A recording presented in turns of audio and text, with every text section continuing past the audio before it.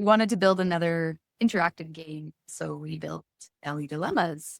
So, we've been in the situation before where somebody says, like, would you rather, or those kinds of things. We decided to do this where we would give you a dilemma and we would give you sort of no easy answer. There's no like one right answer. Both of them are kind of like wrong answers or hard answers to choose from, but you can only choose A or B.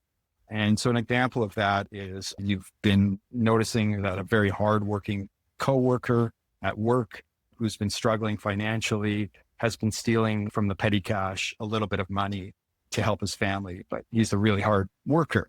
What do you do? And the choices are you report the coworker to your boss or you turn a blind eye and do nothing. That's it. You can just do one or the other.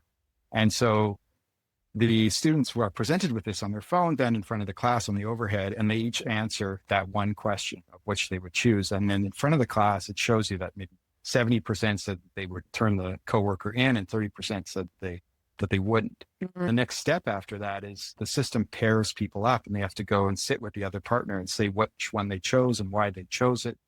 And finally, there's another step where students can sort of talk in front of the class and present why they chose what they chose, and maybe have they been influenced a little bit from their partner to think differently. And the last step is that the dilemma is presented one more time and they vote again. And they see if the results have swayed or changed in any way. So you might see that at the beginning, it was 70% so that they would turn them in and 30% didn't.